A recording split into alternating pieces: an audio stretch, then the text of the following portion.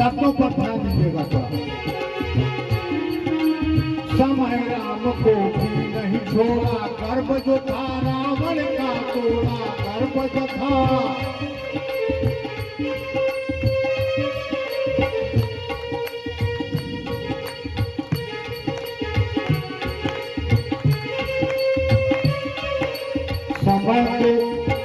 समय राम को भी नहीं छोड़ा, गर्भ जो था रावण का तोड़ा, गर्भ जो था।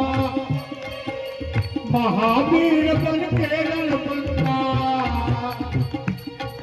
अरे भाई महावीर बन के रणबंका, जला दिए सोने की लंका, जला दिए।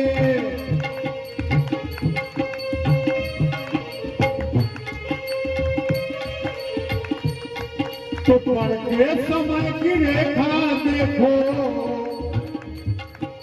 पढ़ के समय की रेखा कहने लगे वीर हनुमान। क्या और समय बड़ा बलवान है, समय बड़ा बलवान, समय बड़ा बलवान है, समय बड़ा बलवान। बता रहा है हर एक पल हो,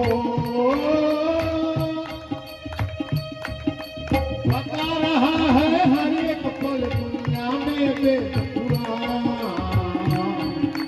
समय बड़ा बलवान है बंदे, समय बड़ा बलवान, समय बड़ा बलवान है बंदे, समय बड़ा बलवान।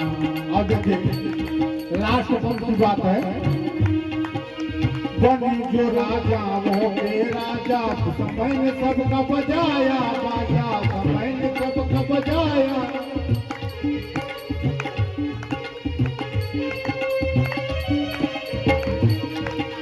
बने जो राजा वो के राजा, समय ने सबका बजाया बाजा, समय ने सबका बजाया बाजा, समय ने सबका बजाया बाजा।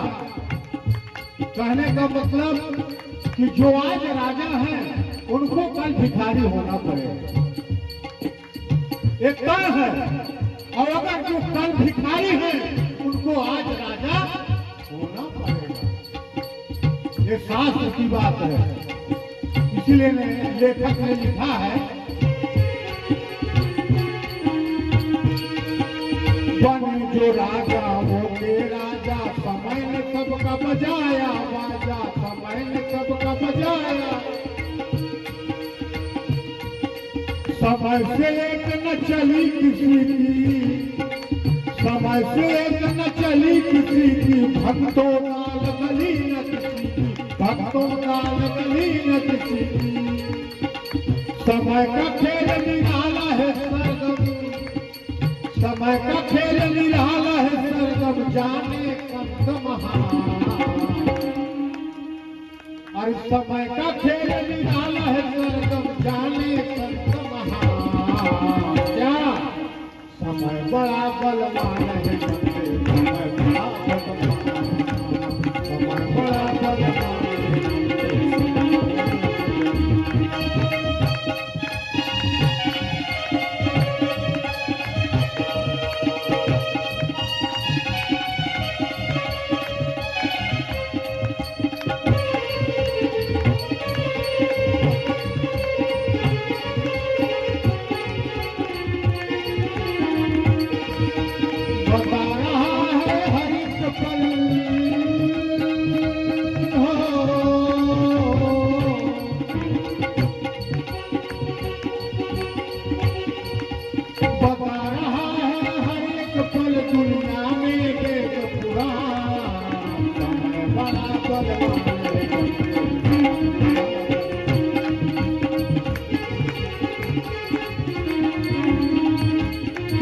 एक बार बोलिए समय राजा देवता की।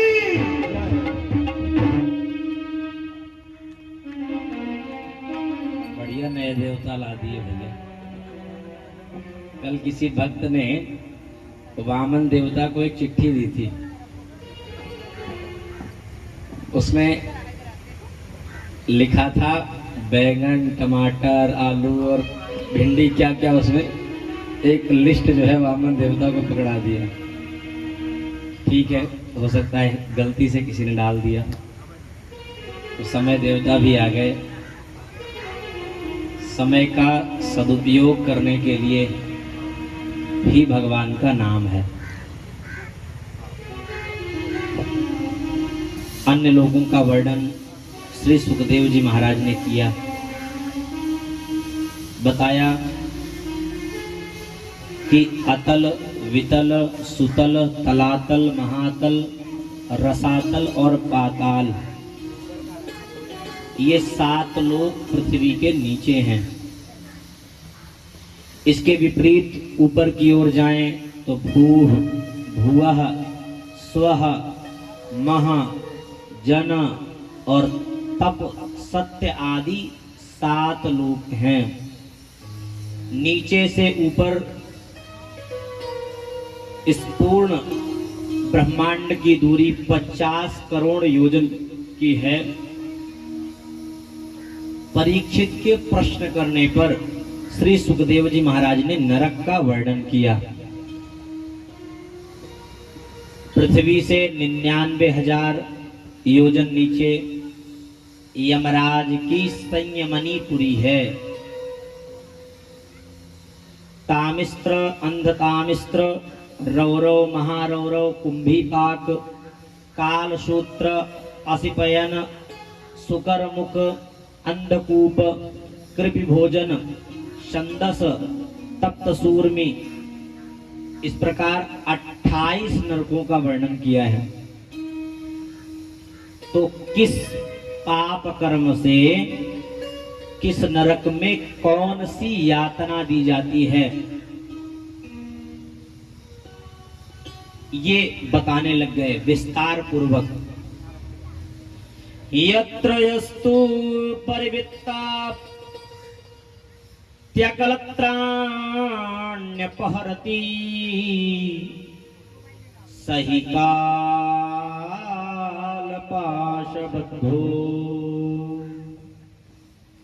यम पुरुषैरति भयानकैस्तामिस्त्रे नरके बलान्निपातते।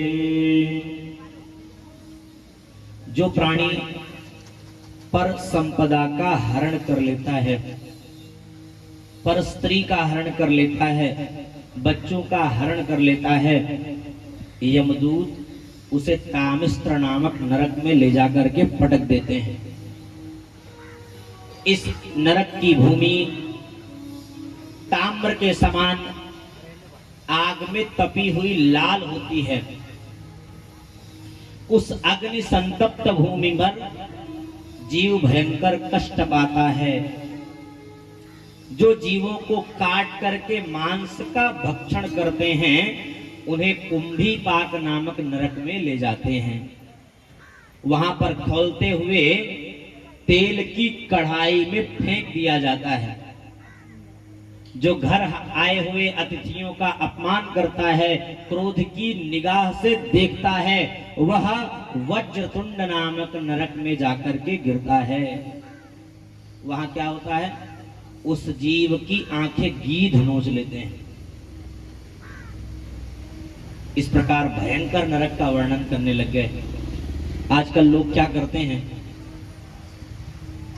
कि कोई घर में मर जाए तो मरने के बाद गरुड़ पुराण का पाठ रखते हैं। अरे अब मर गया वो, उसको क्या नरक का पता भैया। अब मर गया, उसको जो भोगना है वो तो भोगेगा ही, तो मरने वाला कौन सा सुनने वाला है भैया। अरे मरने के पहले सबसे अच्छा पुराण मैं तो कहता हूँ गरुड़ पुराण है। जीवित रहते मनुष्य को गरुड़ पुराण सुन लेना चाहिए। व्यक्ति को ज्ञात तो हो कि हमने अभी तक के जो पाप किए हैं उसका फल क्या मिलेगा। अब ये हमारी जो शेष हमारी जो आयु है उसमें हम क्या करें जिससे हमारा ये भी ठीक हो जाए। अब मरने के बाद जो उसको भोगना है वो तो उससे तो आप नहीं बचा सकते उसको। तो मरने के बाद लोग भावुकता में आकर के गरुड़ पुराण का पाठ रख लेते हैं। हम तो हमेशा सोचते हैं किसी समय अगर भगवान ने चाहा तो गरुड़ पुराण पर प्रवचन किया जाएगा। लोग सीमित समय में मरे हुए घर में होते हैं तो बहुत ज्यादा ध्यान तो होता नहीं, व्यक्ति बस बैठा होता है। अच्छा, ऐसा नरक ये होता है, ज्यादा ज्ञात नहीं होता। अब इतना भयंकर नरक का वर्णन किया, कांप गए श्री परीक्षित जी महाराज। सुखदेव जी महाराज ने हंसते हुए कहा, सुनो भाई, ये नरक जो है ना, नरक को धोबी घाट समझो। जिस प्रकार आपका कपड़ा अगर गंदा हो जाए, उसमें दाग लग जाए, तो पहला नियम तो ये बनता है कि बढ़िया सा साबुन ला करके आप अपने घर में ही अपने कपड़े को साफ कर लें। और यदि आपने अपने कपड़े पर ध्यान नहीं दिया, आप कुछ सफाई नहीं कर पा रहे हैं, तो उसके लिए बना है धोबी घाट। धोबी को दे दो, धोबी अपना पीट पीट करके कपड़ा साफ कर देगा। तो उसी प्रकार यह नरक है।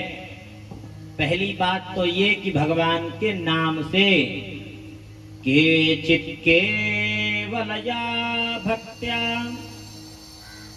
वासुदेव परायणाः अघं धुन्वन्ति कार्ष्णीय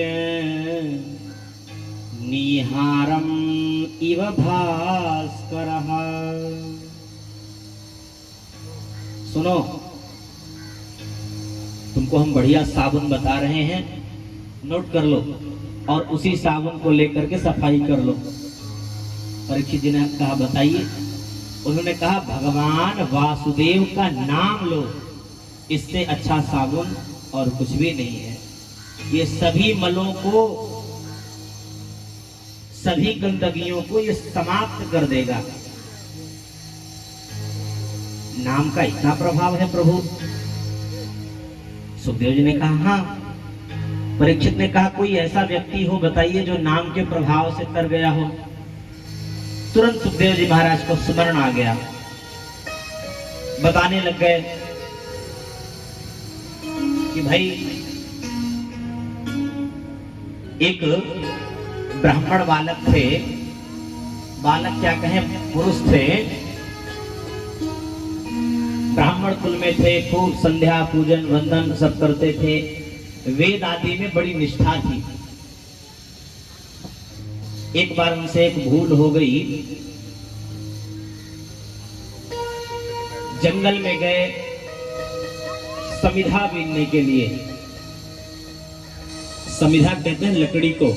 हवन में जिस लकड़ी का उपयोग किया जाता है उसे कहते हैं समिधा।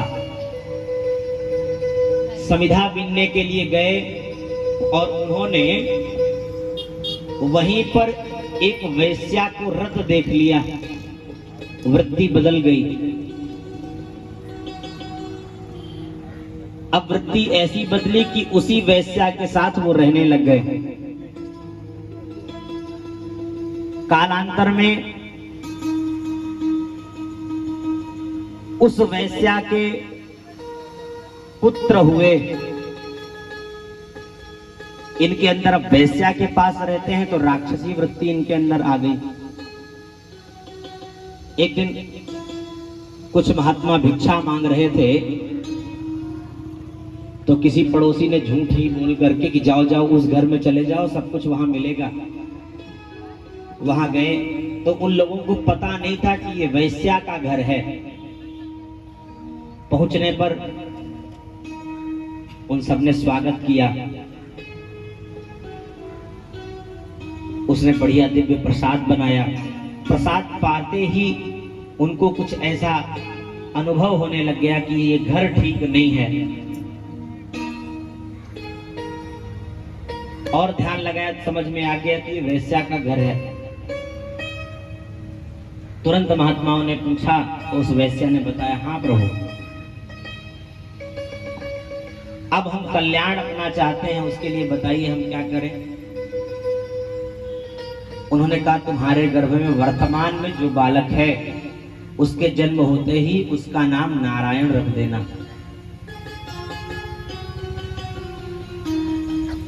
उससे ही तुम्हारा कल्याण हो जाएगा। अब कालांतर में वह बालक हुआ, उस बालक का नाम रख दिया नारायण।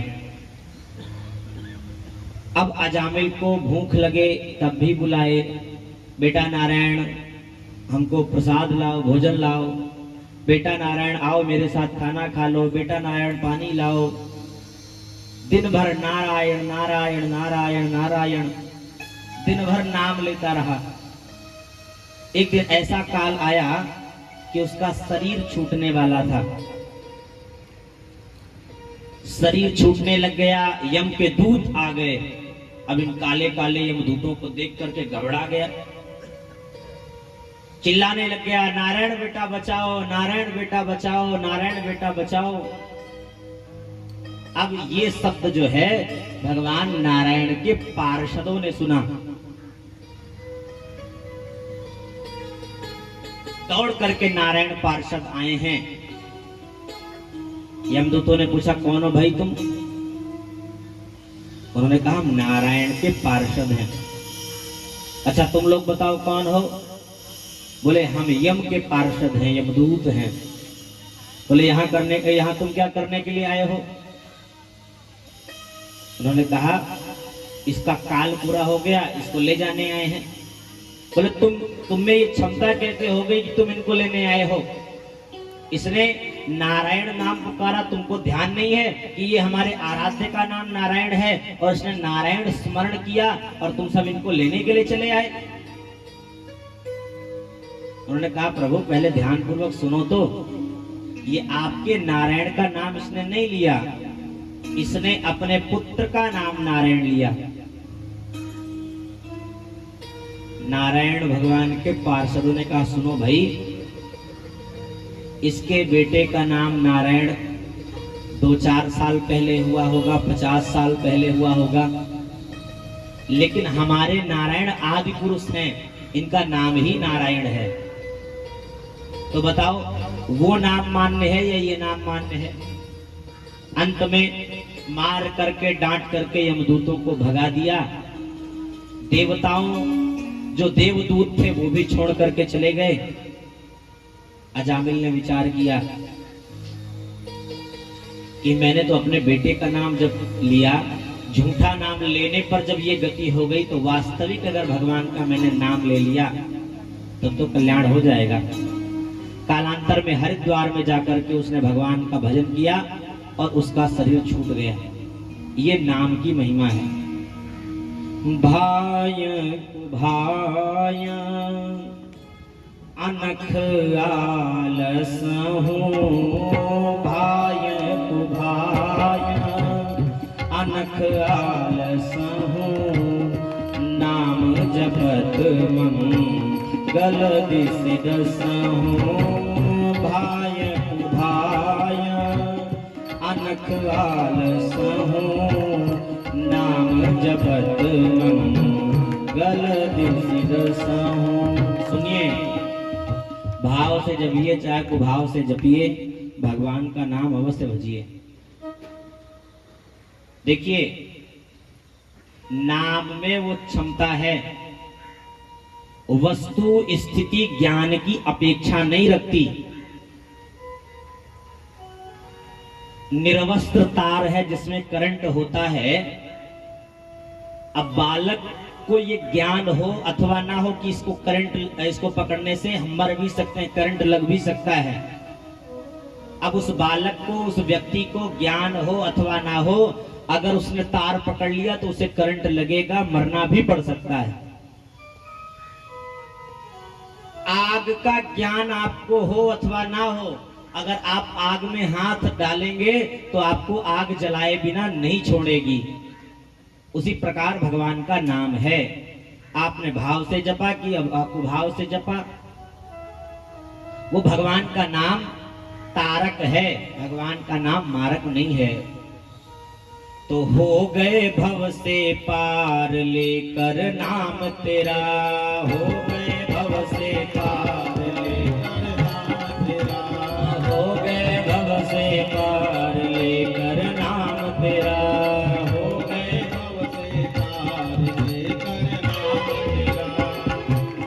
थे नल नील जाति के बानर, थे नल नील जाति के बानर। राम नाम लिख दिया शिला पर, राम नाम लिख दिया शिला पर। थे नल नील जाति के बानर, राम नाम लिख दिया शिला पर। थे नल नील जाति के बानर, राम नाम लिख दिया शिला। अरे हो गई सेना पार लेकर नाम तेरा, हो गई सेना पार लेकर नाम तेरा। हो गए भव से पार लेकर नाम तेरा, हो गए भव से पार लेकर नाम तेरा।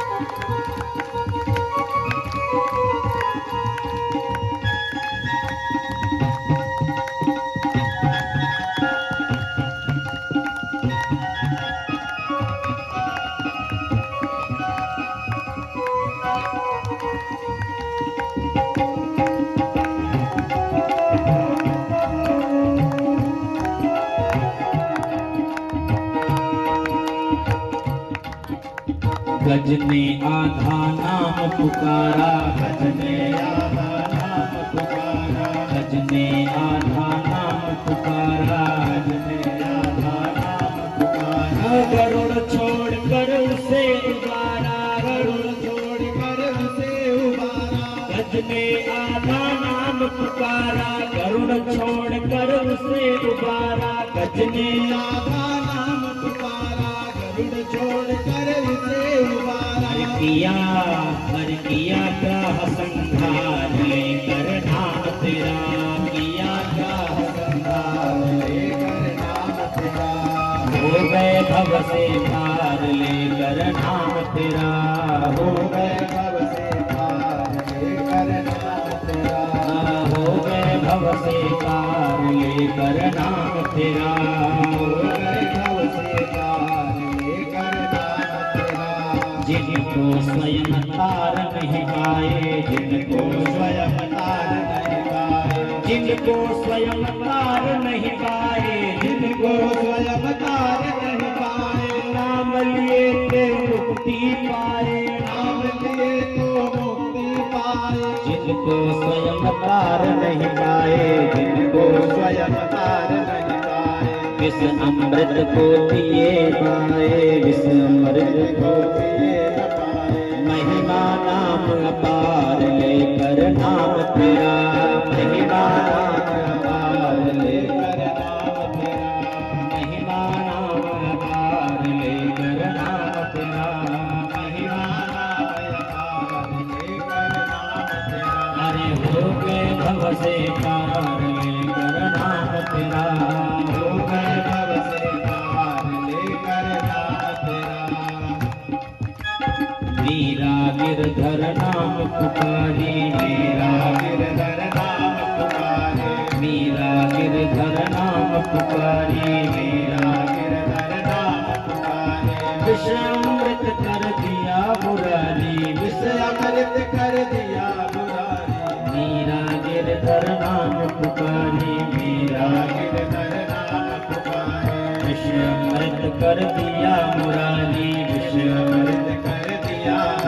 अरे खुल गए चारों द्वार लेकर नाम तेरा, खुल गए चारों द्वार लेकर नाम तेरा। अरे है गए भव से पार लेकर नाम तेरा, है गए भव से पार लेकर नाम तेरा। सबसे अंतिम वाक्य सबसे सुंदर है। राम नाम को जो कोई गावे, राम नाम को जो कोई गावे। अरे राम नाम को जो कोई गावे, राम नाम को जो कोई गावे। अपने तीनों लोक बनावे, अपने तीनों लोक बनावे। राम नाम को जो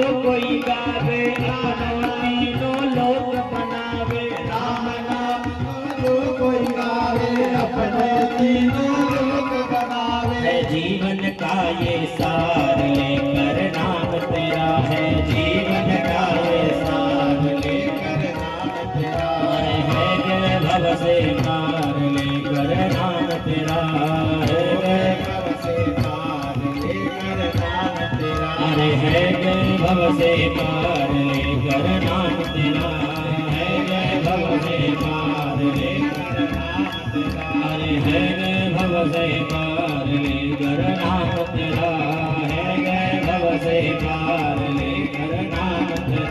सीताराम राम राम राधे श्याम श्याम श्याम, सीताराम राम राम राधे श्याम श्याम श्याम, सीताराम राम राम राधे श्याम श्याम श्याम, सीताराम राम राम राधे श्याम श्याम श्याम, सीताराम राम राम राधे श्याम श्याम श्याम, सीताराम राम राम राधे श्याम श्याम श्याम, सीताराम राम राम राधे श्याम श्याम श्याम।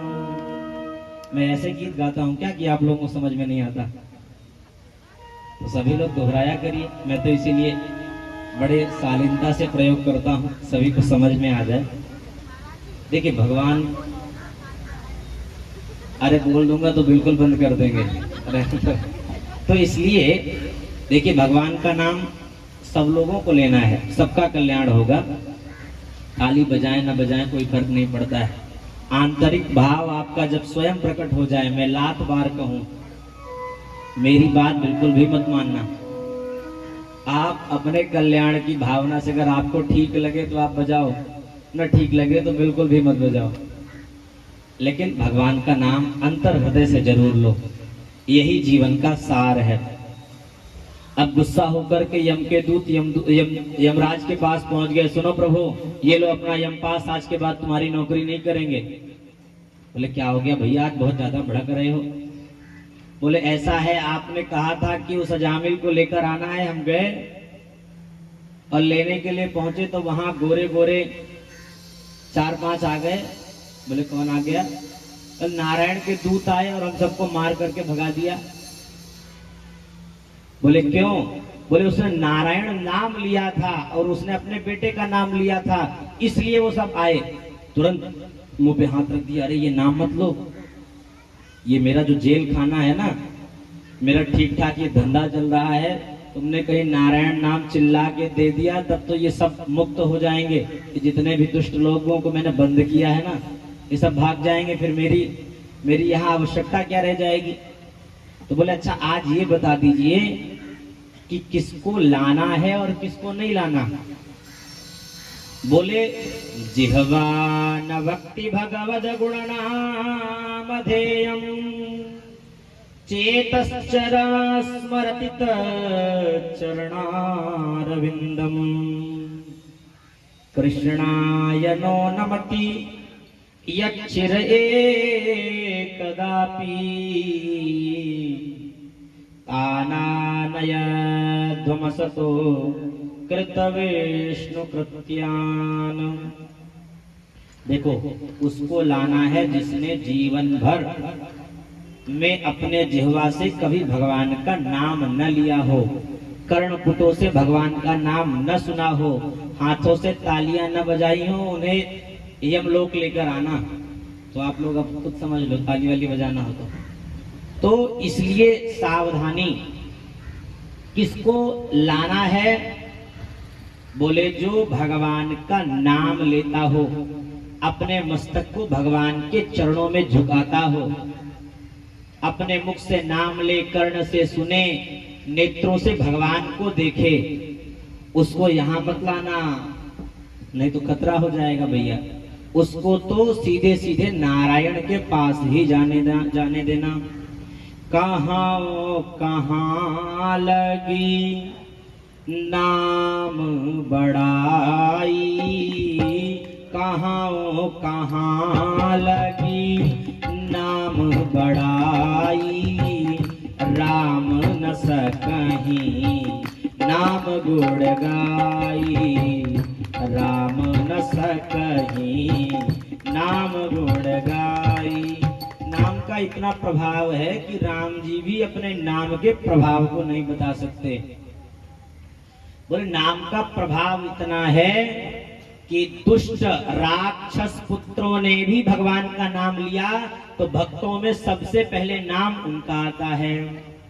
प्रहलाद, नारद, परार, शरपुंडरीक, व्यासांबरीश, शुक, शौनक, भीष्मदाल्भ्यान्, रुकमांगदार्जुन, वसिष्ठ, विभीषणादीन् पुण्यानिमान परम भागवतान् नमामि। प्रहलाद हिरण्यकशिपु का पुत्र था। हिरण्यकशिपु दानव थे। बलि भी राक्षस पुत्र था, लेकिन भगवान के नाम के प्रभाव से महाभागवतों में ये दोनों गिने जाते हैं। स्वयंभुर नारद शंभु, कुमारः कपिलो मनुः, प्रहलादो जनको भीष्मो, बलिर्वैयासकिर्वयम्। तो इस प्रकार से कहा कि जिसके जिह्वा से नाम न निकले उसको जरूर लाना। भागवत संहिता के 6वें स्कंध में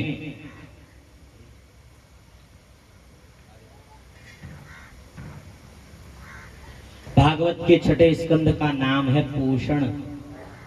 पोषण का तात्पर्य है पोषण तदनुग्रह, भगवान का जीवों पर किस प्रकार से अनुग्रह होता है। जीव कर्म करता जाए, कर्मानुसार फल भोगता जाए, तो फिर भगवान की आवश्यकता क्या है। इसीलिए इस आधार पर श्री वल्लभाचार्य जी महाराज ने पुष्टि मार्ग की स्थापना की। देखो, किसी व्यक्ति को फांसी पर लटकाने की बात आ जाए, न्यायाधीश कह दे कि इसको फांसी पर लटका दो, और वो व्यक्ति यदि बचना चाहता है तो वो प्रयास करे कि राष्ट्रपति से मिल ले। राष्ट्रपति ने यदि चाह लिया तो उस फांसी के फंदे में लटकने से आपको रोक सकता है। तो उसी प्रकार अगर वह भक्त चाहे कि हम यमलोक में न जाएं तो भगवान से निवेदन करे, भगवान का अनुग्रह प्राप्त करे और वो यमलोक को नहीं जाएगा। अब परीक्षित जी ने प्रश्न किया है कि भगवान, मुझे ध्रुव का चरित्र और वंश आपने सुनाया, वह वंश आगे चल करके प्राचीन बरही के पुत्र प्रचेताओं तक हुआ, उसके बाद के वंश को आपने नहीं बताया। प्रभु आगे क्या हुआ? तब सुखदेव जी महाराज ने पुनः उस अध्याय को आरंभ किया है। कहा, परीक्षित, प्रचेता गणों का विवाह वृक्षों की कन्या वार्क्षी से हुआ और उन्होंने दक्ष नामक पुत्र को जन्म दिया है और तपस्या करने के लिए चले गए। यहां दक्ष ने तपस्या करके अस्किन कन्या से उन्होंने विवाह किया। विवाह करने पर 10,000 पुत्रों को जन्म दिया, लेकिन नारद जी महाराज मिल गए। नारद जी ने उन 10,000 बालकों को कूट प्रश्नों में उलझा लिया और कहा, सुनो भाई, ये बताओ दोनों ओर बहने वाली नदी का नाम क्या है? उन्होंने कहा, भगवान हमें नहीं पता। बोले, ऐसा कोई कुआं बताओ जिसमें जाने के बाद व्यक्ति वापस नहीं आ सकता। बोले, प्रभु ये वाला कुआं तो हमको नहीं पता। बोले, विचित्र भाषा बोलने वाले हंस का नाम क्या है? बोले, प्रभु ये भी हमको नहीं पता। अंत में कहा, देखो अगर मैंने बता दिया तो तुम सबको ब्रह्मचारी बनना पड़ेगा, बाबा बनना पड़ेगा। उन्होंने कहा, स्वीकार है प्रभु। बोले, दोनों ओर बहने वाली नदी का नाम है माया। माया सृजन भी करती है, माया संहार भी करती है। वो ऐसा कुआं है जिसमें जाने के बाद व्यक्ति वापस नहीं आता, वह है मोक्ष। और विचित्र भाषा बोलने वाले हंस का नाम है शास्त्र। तस्मात् शास्त्रं प्रमाणन्ते कार्य व्यवस्थितिः। तो हमारे शास्त्र अनेकानेक बातें कहते हैं।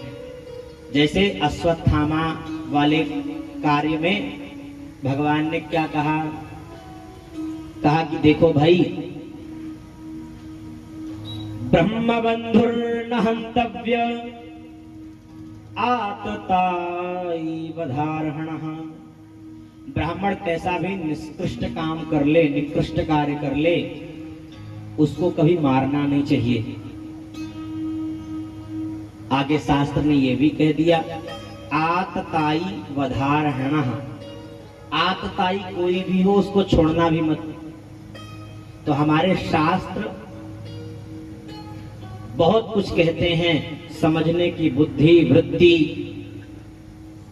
हमारे अंदर है, उसका सदुपयोग करना चाहिए। कालांतर में अब की तो दक्ष ने कुछ नहीं कहा, आगे चल करके दक्ष के पुनः 1000 पुत्र हुए। अब की फिर से उन 1000 बच्चों को उन्होंने बाबा बना दिया। क्रोधित हो गया दक्ष, क्रोधाग्नि जल रही थी। उसी समय सामने से नारद जी आ गए। नारद जी जैसे ही आए, नाराज हो गया, गालियों की बौछार कर दी। अहो असाधो साधु नाम साधु लिंगेन नस्तया असाध्य कार्यर्भकाणाम भिक्षोर मार्ग प्रदर्शितः। अरे भिक्षुओं को मार्ग दिखाने वाले भिखमंगे नारद, तूने हमारे नन्हे नन्हे बालकों को तूने बाबा बना दिया। जिन्होंने अपने जीवन को नहीं देखा, जिनकी माता ने वात्सल्य नहीं बिखेरा, जिसके पिता ने हर्ष नहीं व्यक्त किया, तुमने उन बालकों को बाबा बना दिया। जाओ, शाप देता हूं कि एक जगह पर बहुत देर तक नहीं टिक पाओगे। नारद जी शांत रह करके उन्होंने सुना और वहां से चले गए। चलते चलते विचार किया कि बढ़िया शाप दे दिया।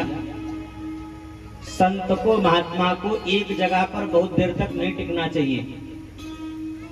सन्यास परंपरा में शंकराचार्य जी आदि की परंपरा होती है, किसी गृहस्थ के यहाँ 3 दिन से अधिक नहीं रुकते। आश्रम में कितने दिन भी रुकेंगे, लेकिन किसी गृहस्थ के घर 3 दिन से अधिक नहीं टिकते, और यही परंपरा होनी चाहिए। इतना शब्द सुनाया, नारद जी महाराज आनंद पूर्वक आगे बढ़े हैं। अब की बार दक्ष ने 60 कन्याओं को जन्म दिया है। दक्ष की इन्हीं 60 कन्याओं से सृष्टि का विस्तार हुआ। इन 60 कन्याओं में से 13 कश्यप जी को ब्याही गई। दिति, अदिति, धनु, काष्ठा, सुरसा, इला, ताम्रवती, कद्रु, विनता, ये सब कश्यप जी की पत्नियां हैं। अश्वनी, भरणी, कृत्तिका, रोहिणी, ये जो 27 कन्याएं हैं, जिनको हम 27 नक्षत्र भी कहते हैं, इन सब का विवाह चंद्रमा के साथ हुआ। कश्यप जी की दिति नामक पत्नी से दैत्यों का जन्म हुआ है। दिति की रचना नामक एक बेटी, जिसका विवाह त्वष्टा मुनि के साथ हुआ। इन्हीं त्वष्टा मुनि के 2 पुत्र हुए, विश्वरूप और सन्निवेश। विश्वरूप ब्रह्मज्ञानी थे और इतने अद्भुत ब्रह्मज्ञानी थे कि देवताओं के पुरोहित बन गए।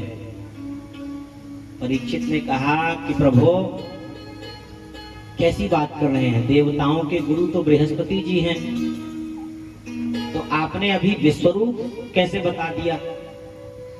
उन्होंने कहा, सुनो, एक बार ऐसा हुआ कि स्वर्ग में अप्सराओं का नृत्य गान चल रहा था, नाच गाना चल रहा था। उसी समय बृहस्पति जी गए। इंद्र अपने सिंहासन पर बैठा था। उसने बृहस्पति जी को देखा, लेकिन देख करके अनदेखा कर दिया। विचार किया कि अगर गुरु जी का स्वागत करने लग गए तो ये जो नाच गाने का आनंद है, ये समाप्त हो जाएगा।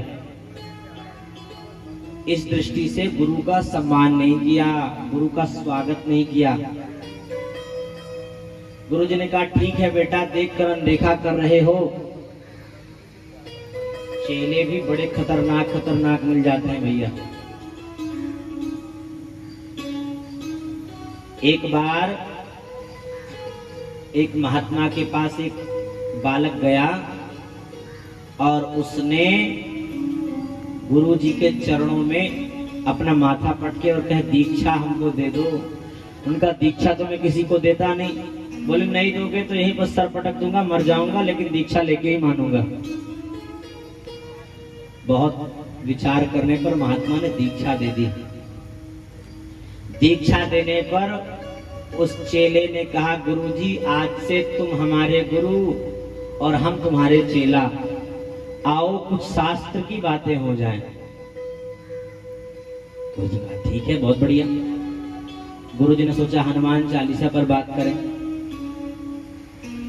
उन्होंने कहा हनुमान चालीसा पे ठीक रहेगा? बोले नहीं नहीं, ये नहीं, इससे कुछ ऊंचा। बोले रामचरितमानस? बोले नहीं नहीं, ये सब तो सुना, इससे थोड़ा ऊंचा। बोले कितना ये ऊंचा है? अंत में कहा गीता ठीक है, भगवत गीता? उसने कहा बहुत ठीक तो नहीं है, लेकिन काम चल जाएगा। गीता पर प्रवचन देना शुरू कर दिया महाराज जी ने। धर्म क्षेत्रे कुरुक्षेत्रे समवेतायुत्सवः मामकाः पांडवाश्चैव किम कुर्वत संजय। बताने लग गए, गीता का उपदेश दिया, सांख्य उपदेश दिया, जितने भी योग थे सभी का ज्ञान दिया। अंत में गुरुजी ने समझा दिया कि देखो भाई, सभी उपनिषदों का सार है। सर्वोपनिषदो गावो दोगधा गोपाल नंदनः, दोगधा गोपाल नंदनः। सभी उपनिषदों का सार यह है कि यह जगत गौ के समान है और हमारे नंद नंदन श्याम सुंदर गोपालक हैं, दोहन करने वाले हैं। सुना दिया। सब कुछ पढ़ने के बाद गुरुजी ने पूछा बेटा इतना सब कुछ मैंने तुमको बताया, इसमें कोई ऐसा तो नहीं कि जो समझ में ना आया हो? पूछ लो। चेले ने कहा हमको समझ में नहीं आएगा। अरे इतना बता दिया, सब रट गया। बोले मेरे लिए कुछ तो पूछ ले। बोले नहीं नहीं। बोले पूछ ले बेटा। अंत में उन्होंने कहा सब कुछ तो प्रभु समझ में आ गया, एक बात समझ में नहीं आई कि आपने कहा सर्वोपनिषदो गावो दो गधा। प्रभु इसमें आपने दो गधा का नाम लिया, ये मुझे बात बताइए, दो गधे आए कहां से थे और गए कहां और कौन थे?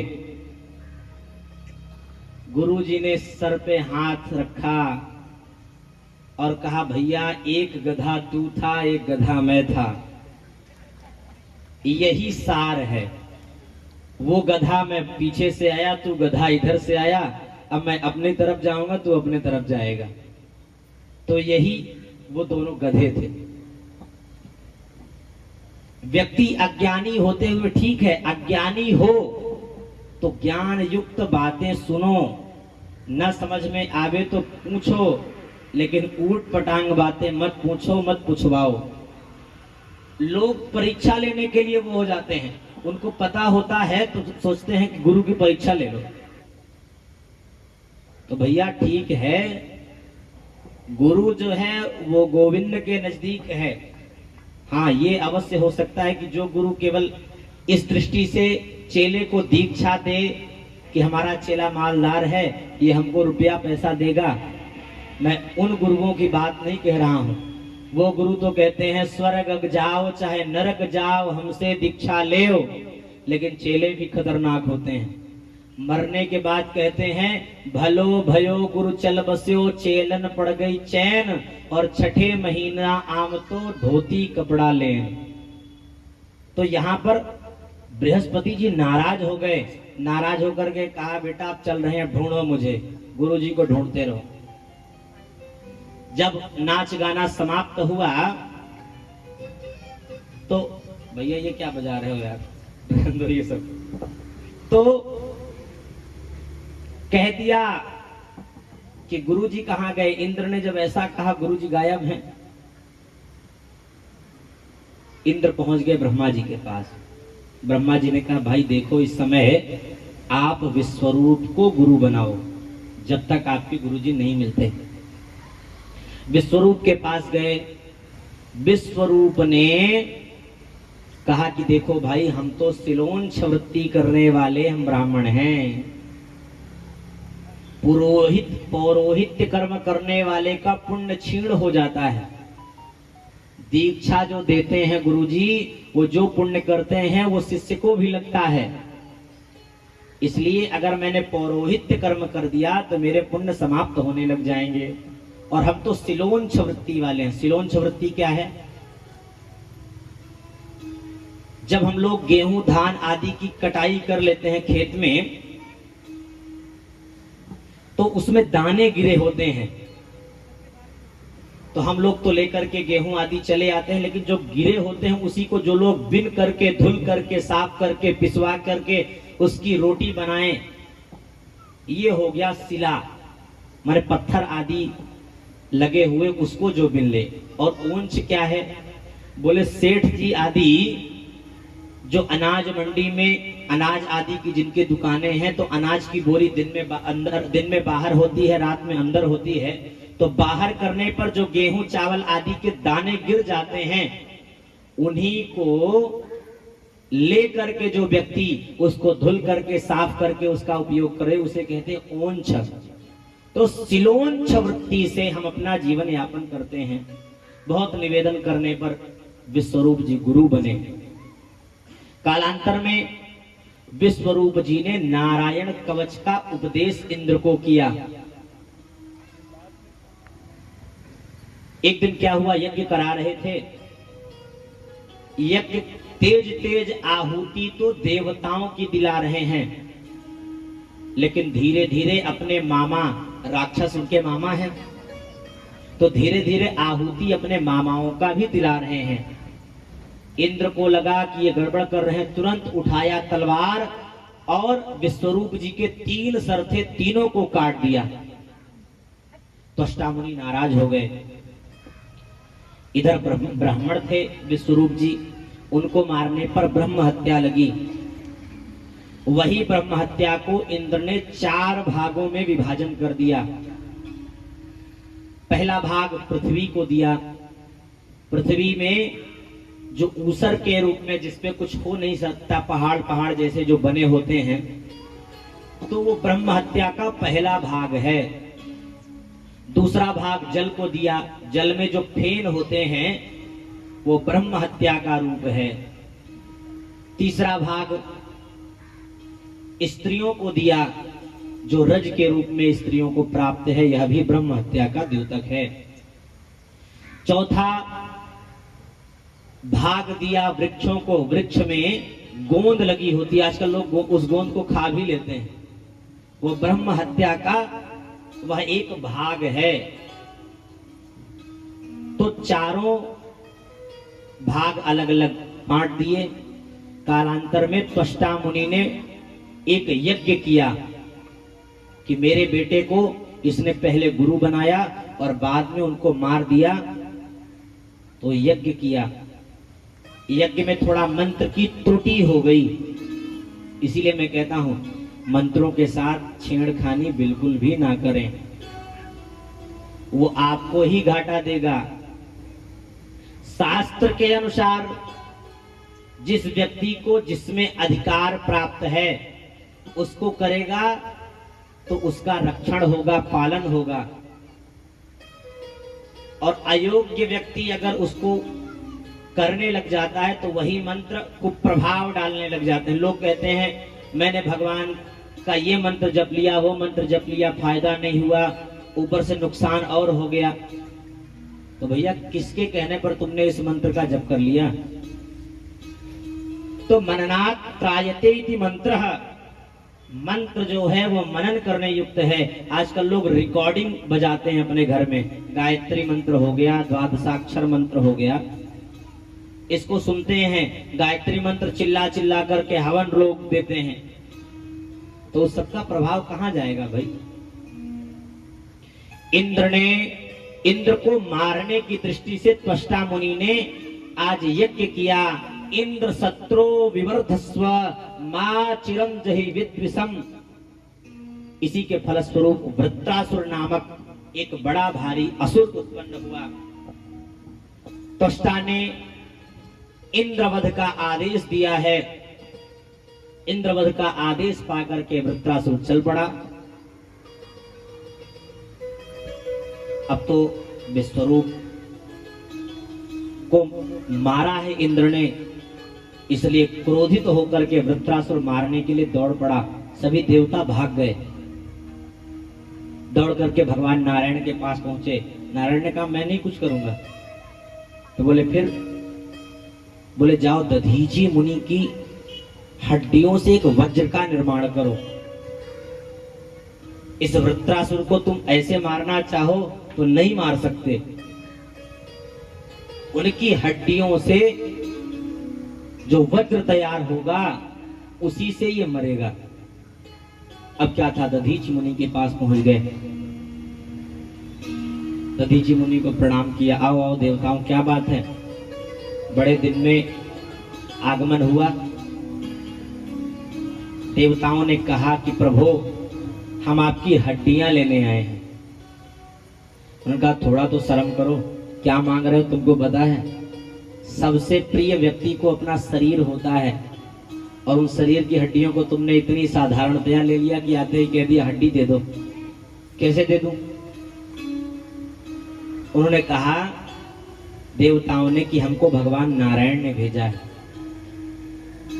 दधीची मुनि ने कहा वो तो मैं हंसी कह रहा था, अगर मेरे शरीर मेरी हड्डियों का उपयोग किसी भगवत कार्य में लगता है तो इससे अच्छी बात और क्या होगी।